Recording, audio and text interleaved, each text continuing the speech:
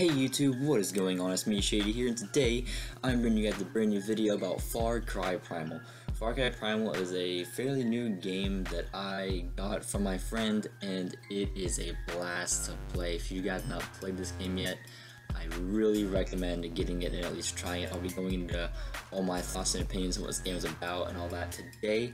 We'll be starting off with the main storyline, and in the main storyline, basically what happens is at the start of the game, you are in your little tribe and you are hunting down the Wenja warriors, because that is like the warrior tribe that you are trying to join and be a part of. I think you are actually Wenja. I think you get like a bracelet to identify you as Wenja.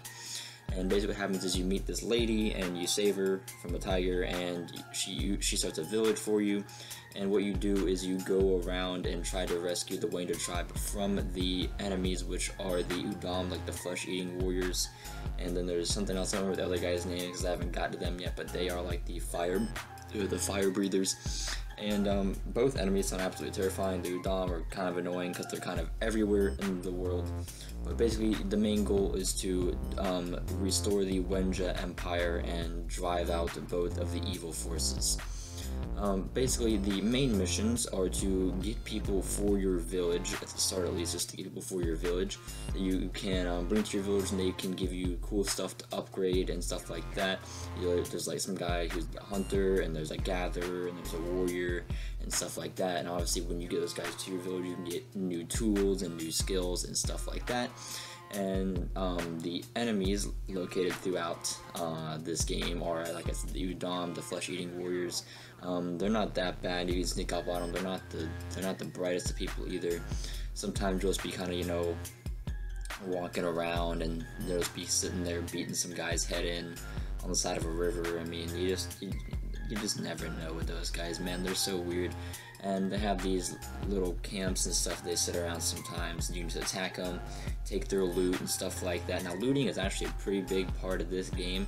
I actually really like games where you can loot and find stuff around the map and stuff like that. Like, this map is actually pretty big, which I'll show you guys the map later, but it is very big, very expensive. There's also tools you can get, and there's also actually stuff you can gather to make the tools, and there's stuff you can get from animals, and you know, there's bodies, you can find stuff off bodies, stuff like that. You can scan animals to get food.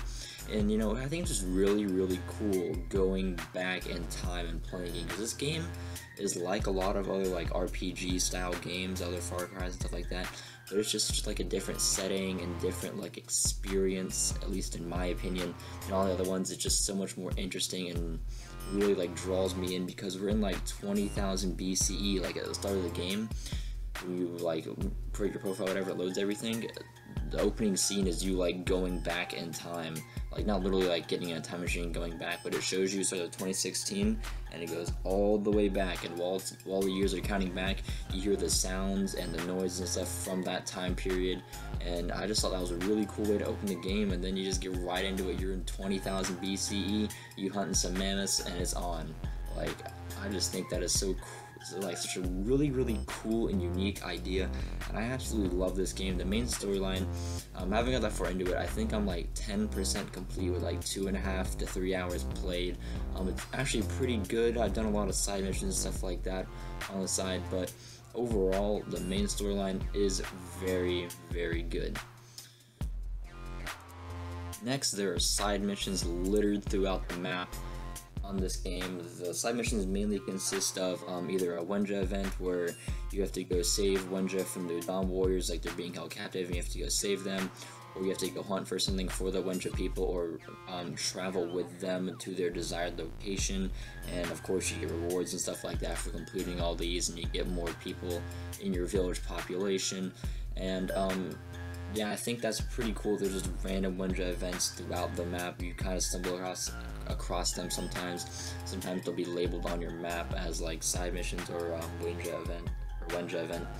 And then there are camps and outposts too. There are just regular camps that you can go to without having to fight any Udam warriors, and light for you and your village, or there are outposts which you have to go to and actually fight people. As you're seeing in the gameplay, I'm attacking a Udam outpost, which I'm trying to get. Basically, what these outposts do when you capture them, actually before you capture them, you have to fight off all the warriors and make sure all of them are dead and stuff like that. Usually if you do it sneaky, which I failed to do in this miserably, usually I'm pretty good at it, but you know, I just had to fail for the gameplay, I guess, and bring more people in. But yeah, I failed at doing it with stealth, so more Udam warriors got called in. So if you play it stealthy, then less will get called in, they won't call reinforcements or anything. But basically, when you kill all of them and you secure the camp and everything, you have to light the massive bond thing on fire, which you'll see me do at the end. And what that does is it signals that this is now a Wenja outpost. And what you can do there is it's basically a fast travel point. You can fast travel from camp to camp, back to your village, to camp, stuff like that. You can use it to store your items if you have to like 200 carrying capacity. I actually have not ran into an issue with carrying capacity yet, so I don't know if that's a thing, but I have had problems with like my pack being full. So your pack can be full. I guess there isn't really a carry weight. It's more of like your pack being full of things. But that's besides the point. And then also the girl you rescue will she's the gatherer for your village, so she will randomly drop items in your box to give you item stuff. And if you upgrade her hut in your village, then you get more and more rare and increasingly rare and useful items in that. And I just think that's really cool that like the items replenish each day. There's new items to find there, and I usually enjoy and find useful the items I do get out of that. So I think side missions are actually really cool in this game. Usually side missions are kind of like, I don't usually complete them all in one of these kind of games. I usually try to do a lot of them. I usually get the main storyline out of the way and then go back and do side missions, or vice versa, where I do side missions while I'm doing the storyline. If I need to like upgrade and stuff, then I'll go do a side mission or two to get me to where I need to be, then I'll continue.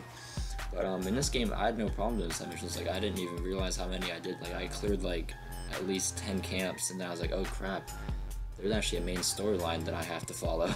So yeah, I kind of got a little bit head start. But yeah, side missions are really good in this game. They're built into the game really well. They're not like out of the way or anything really. I mean, if you're just exploring around, you'll stumble upon camps sometimes, and you'll be able to take them out and get what you desire out of them, which is basically getting a fast travel point and a place to get loot from your gatherer. So that is side missions, and I think we'll be getting to the menu next.